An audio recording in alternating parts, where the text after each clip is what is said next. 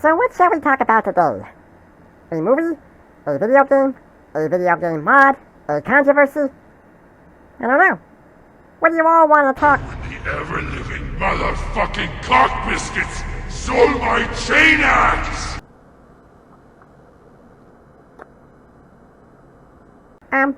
Myron, can you come over here, please?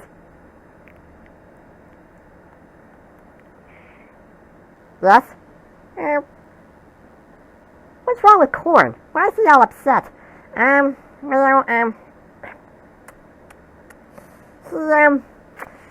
He lost his, chain axe. Yeah, some jerk decided to steal it and use it as a movie prop. Oh. What movie was it used for? Ultramarines? Oh, no! We are not going to talk about Ultramarines! It is one of the worst films ever! I'm sorry, Caesar, but you must, because, I just heard Corn over there say that, that if you do not review the Ultramarines movie, he will, and I quote, rip out your small intestine, stretch it, and turn it into a jump rope. Ring around the rosy, pocket full of posies, ashes, ashes, we all fall down. Now, with that kind of thing happening, if someone makes a threat like that, you say yes. I say yes. Please tell Corn that it would be my undying wish to review the movie Ultramarines. I'll go tell him that right now, please, sir.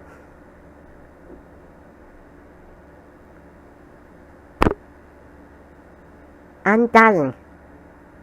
I should choose my words more carefully. I am so dead, aren't I?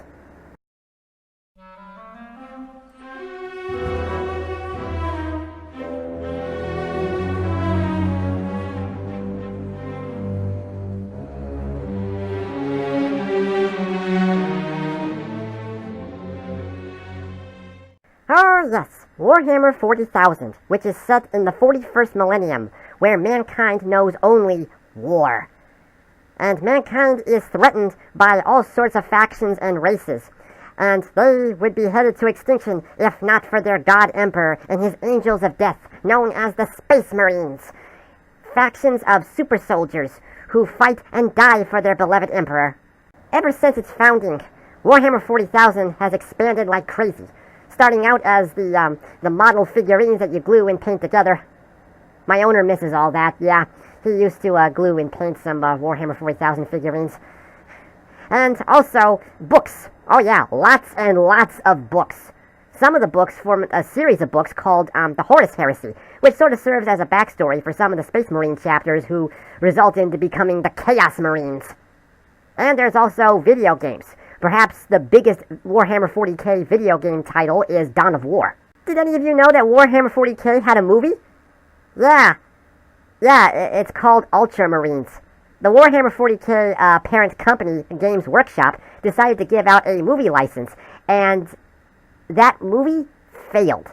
It is a movie that a lot of Warhammer 40k fans want to forget, but find themselves unable to forget. My owner's brother is a huge fan of Warhammer 40k, okay? He is nuts about it. And he saw this movie. Oh yeah, he did, and he hated it. I mean, he thinks it is an abomination. Well, after familiarizing myself with some parts of the Warhammer 40k franchise, yeah, I don't pretend to be an expert on Warhammer 40k, but I can definitely distinguish this movie as awful, while the rest of the franchise is awesome. Yep. Now, I really did not want to talk about this movie, but I'm going to talk about it anyway. Oh, because you hate me! Let's talk about it. The movie starts with the late John Hurt narrating the intro. The Emperor of Mankind wages a constant battle to protect humanity from the horrors of space. No, he doesn't. He's stuck in a chair, rotting and decaying. And all that's missing is a text-to-speech algorithm. All that stands in their way are the mighty Space Marines. They are more than mortal. They are steel and they are doom. They are the champions of mankind. And the greatest of them all are the Ultramarines. No. Actually, they are not the greatest. No. They're not. We then cut to a bunch of Ultramarine initiates being trained by Captain Severus, played by Terrence Stamp. Kneel before Zod! Yes, General Zod from Superman 2 played a Space Marine. We know. Among the initiates is the film's protagonist, Proteus, played by Sean Pertwee. Yeah, I think none of us had any idea that he was going to be playing Alfred Pennyworth in Gotham. It would seem that the initiates have now completed their training and are being sent to their first combat mission. Brother Python? Captain Severus.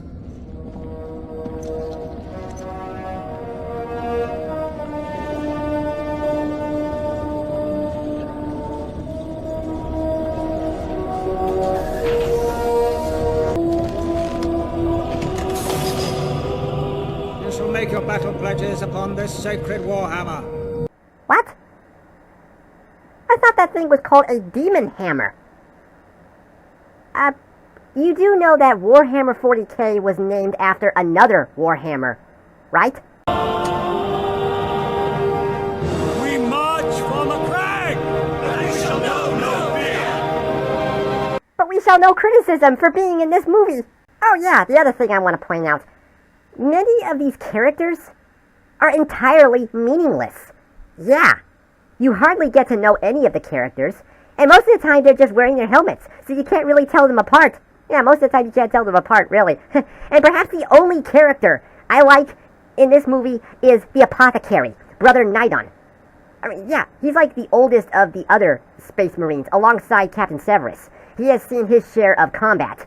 And I do love that scene where he's talking to all the initiates, saying that that they do not have any experience in being in the battlefield like he does. And okay, yeah, so it's the old talking to the young ones. Okay, yeah, old generation versus new generation. That part of the movie I thought was cool. I mean, it was really neat listening to that. But everything else in this movie is just dull. Oh yeah, we haven't got to the dull part yet, but we will soon enough. Oh yes. Anyway, the Space Marines go in a shuttle and they descend down to a planet where they receive a distress beacon. There is only one significant site on this planet. An Imperial shrine, guarded by a detachment of Space Marines from our fellow chapter, the Imperial Fists. Fellow chapter? Correct me if I'm wrong, but don't the Ultramarines and the Imperial Fists hate each other? And now for the dull part that I mentioned previously. They make it to the planet's surface, and all they do is walk and talk. Walk and talk. No, really, that's all they do throughout the huge majority of this movie. Great! Can we do something now, please?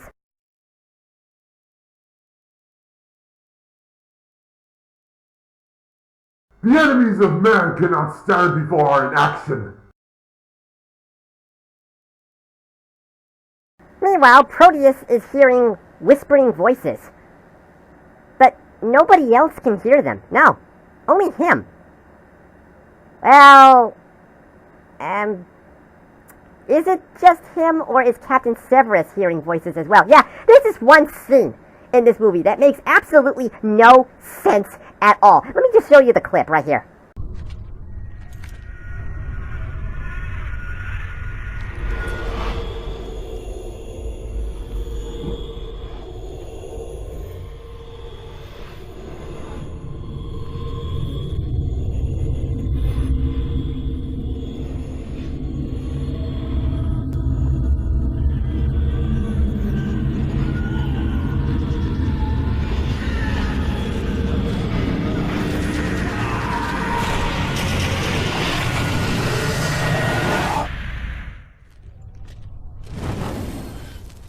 Boreas! See? I don't understand it! I mean, really! Proteus is saying that he can hear voices while everyone else, including the captain himself, doesn't hear them, apparently, yet he just heard a few voices. Yeah, in that one clip. I don't get it. I mean, and that is never explained. Yeah, that is never explained at all. In fact, the voices themselves are also not explained. I mean, I don't get it. Is Captain Severus a psychopath? Is he recalling a mission that he once led where he lost a lot of men under his command? What? I don't understand! Explain, movie, please! Give us an explanation! And they have this banner, which supposedly is used to detect any signs of chaos demons. Well, it starts glowing, but what do they say? Oh, it's just the weather. What? Then what's the whole point of having it? I mean, is the thing going to be glowing when Hurricane Sandy is nearby? I mean, come on! Oh yeah, and they go back to walking. Again. I thought you were the weather expert. This is impetuous. We do not know what we're walking into. Do we ever? We're the Emperor's chosen, my friend. What? Do we ever? We're the Emperor. No, I heard you the first time. That is very stupid, okay? That is a very stupid line. So what are you saying? That you're the Emperor's chosen, therefore you're not supposed to know if you're walking into a trap or whatever? Oh, talk about blind faith. Ugh. The other thing is, why does everyone hate Proteus? Not even that is explained. No. Oh, yeah, and as they're walking again, they separate themselves into groups. And Proteus, he sees something. Something's wrong. What? You really don't hear that?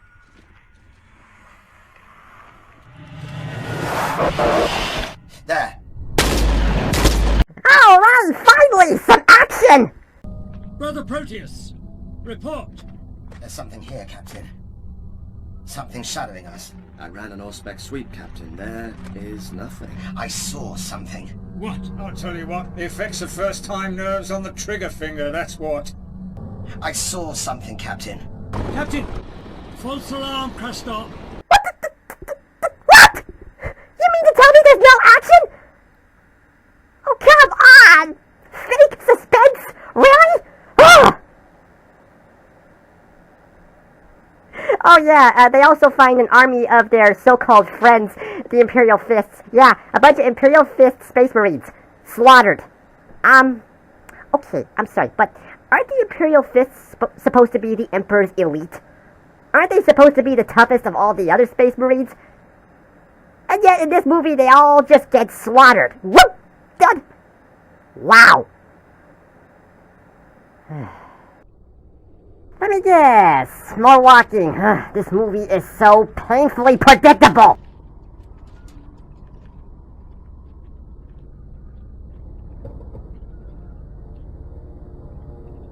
Boring. This is so boring. This is so boring. Can we have some action, please? Just out of curiosity, who wrote the story for this movie? Wow! Are you kidding? Dan Abnett wrote this movie? As in, one of Warhammer 40k's most renowned authors. Yeah, he wrote a lot of the Warhammer 40k novels, including the Horus Heresy novels. You mean to tell me that he wrote this lazy script? No. No. That can't be right. For an author to receive that much popularity among the Warhammer 40k franchise, that can't be it. No. You know what I think? I think that the producers took his script and rewrote it. Yeah, they probably rewrote the entire story of the film. I mean, seriously, I refuse to believe that Abnett is responsible for all this, okay? Even the God Emperor himself is saying, Shitfuck, this can't be for real. There's one thing I've heard about being a movie writer. It sucks. Throne of Terror. Take cover!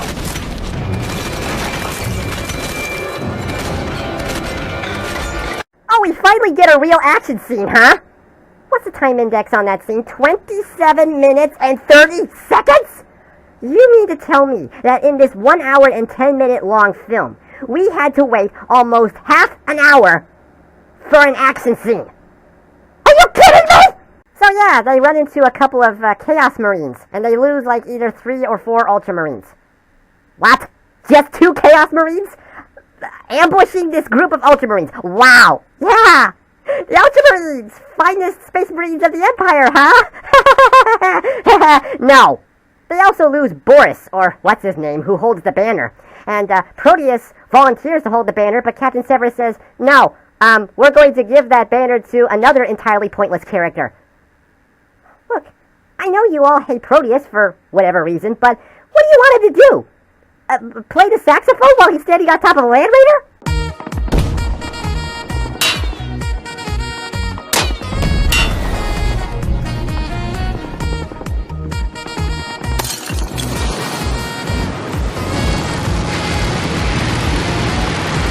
Oh wait, that's right, they don't really have any vehicles in this movie. No, their only vehicle was one land speeder.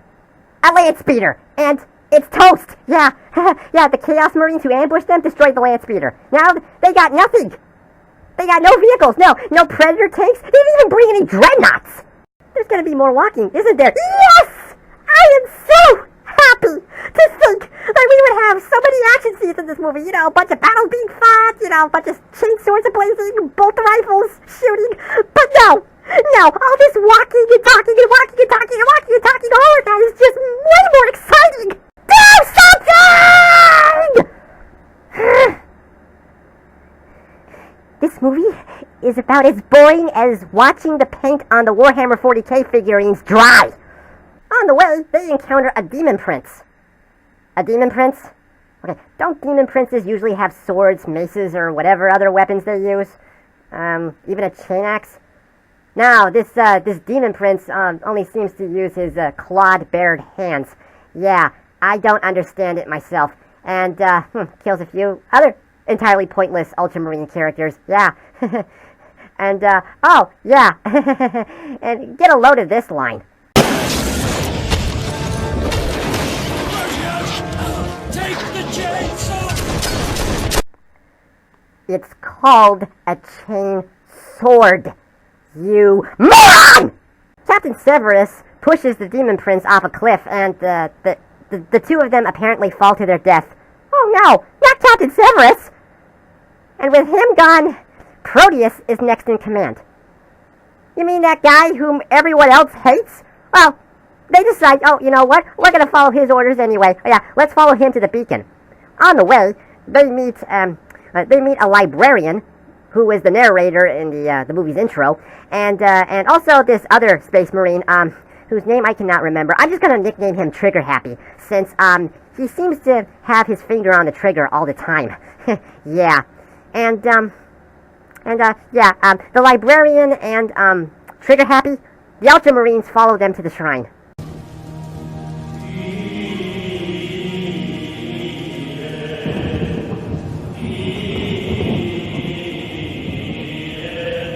No, don't chant for EA. They deserve no respect. We learned that, apparently, the librarian and Trigger Happy have been alone on the planet for so long, cut off from all the other Space Marines, and they have been busy guarding a tome, which apparently is forbidden to open. How long have you been here, Chaplain? Since long before the darkness fell. What happened? They assaulted the shrine. We fought for 3 weeks, all the while transmitting requests for aid. Then some horror was unleashed. And forgive the bad editing. My memory appears to be a bit foggy. They take the tome with them and look for a place for extraction. Skip it!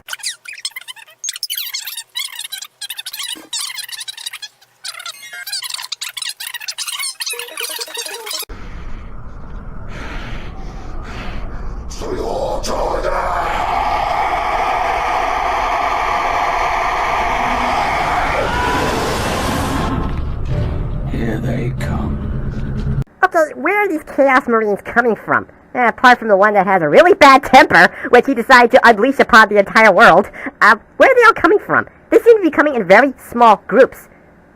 Shouldn't there be an army of them roaming all over the planet? Yeah, we don't really see a lot of the Chaos Marines. Only 2 scenes do we see them in. And demons? We don't see any Chaos Demons. No, the Demon Prince was the only demon in this movie. The only one! And these particular Chaos Marines are acting more like berserkers. Okay, now these Chaos Marines are Black Legion, but I thought the berserkers were affiliated with the World Eaters.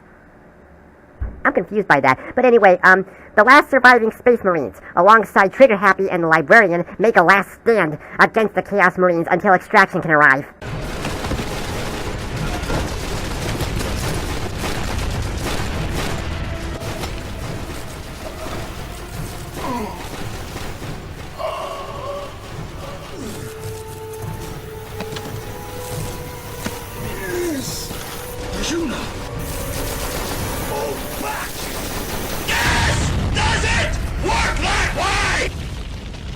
What an idiot. And then they are unexpectedly rescued by Captain Severus. Oh, he's alive? Oh, hold on a minute. He might be tainted by the power of chaos. You know, I mean, okay, yeah, just because he killed off a bunch of Chaos Marines does not automatically make him a good guy. This could all be temptation. You know, chaos does that, right? But no, they actually believe it to be Captain Severus. Yeah, and Proteus approaches him, and he asks, "How did you survive?" And what does Severus say as an answer? "The Emperor protects." That does not answer the question. It doesn't. They make it back to their ship with the 2 stowaways and the tome on board. And, Proteus is having doubts about the Librarian. He thinks the Librarian might be corrupted. Wait, what? I think you should be more concerned about Captain Severus. Hello? I mean, okay, yeah, I know. The Librarian and Trigger Happy have been cut off from society for a long time, but... Really? Oh yeah, and what does he ask Captain Severus? How do you recognize the taint of chaos? Well, easily. You now have a psyker on board. Yeah, Librarians are psykers. But here's the thing. He is a very bad psyker, this Librarian. Yes, okay, like, for example, he did not know that Captain Severus was not Captain Severus. Oh no. What happens is that, they kill the Librarian, mistaking him as a chaos agent when they decide to open the tome and they find that it's empty. And it's riddled with chaos powers. Oh yeah, apparently this so-called holy tome is unholy. And I honestly don't know if Trigger Happy knew about this or not. I mean, seriously, I honestly don't understand it. So, yeah, they kill the Librarian, but the banner is still glowing, indicating that Severus is actually the Demon Prince whom they later encountered. Yeah, the real Captain Severus is dead. He had his skin ripped out, and now he's also wearing Severus's armor. Okay, again, I'm not a Warhammer 40k expert, but I'm pretty sure a Demon Prince does not do that. I mean, really, did this movie steal a few ideas from the Cockroach and Men in Black? The Demon Prince kills many of the Space Marines on board, and severely wounding the apothecary, Brother Nidon, and Proteus, Trigger Happy, and that other Space Marine whose name I do not know, but he was the one who hated Proteus the most for reasons unknown, and all of a sudden they're friends. I'm not getting it. No. And, they try to sneak up on the Demon Prince, but it fails! Yeah, it does. Trigger Happy ends up dead, and that other Space Marine, again, I don't know his name, gets wounded, and so now it's up to Proteus to defeat the Demon Prince. And then he gets saved by Nidon. Except that scene where Nidon is like, "I'll save you!" It is an entirely pointless scene. Oh yes, it is. Just watch. Get up and kill this beast! I can't take it alone!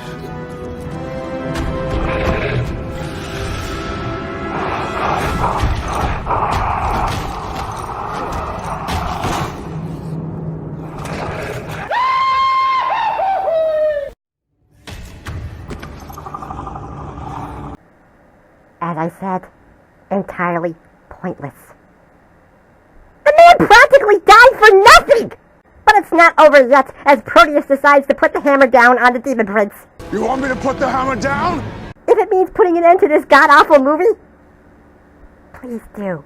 The beast is slain, the Ultramarine homeworld has been saved from an impending demonic invasion, and Proteus becomes the new captain, training a bunch of initiates like Severus did in the beginning of the movie. The end. This is the worst Warhammer 40k film I have ever seen, and I seriously hope that it never gets a sequel. Oh, it probably won't, actually. Judging by all the negative criticism, you know what, I take that back. There's never going to be a sequel. Never. Oh, no. This just shows how incompetent Games Workshop is in making a more reliable and more faithful movie for the Warhammer 40k franchise. They're about as incompetent as its software with Doom. It is such a very boring movie with hardly any action in it. Well, if you'll excuse me, I am looking forward to the real Warhammer 40k movie being made. Even if it's fan-made. Yeah, it looks way better than this piece of garbage movie right here.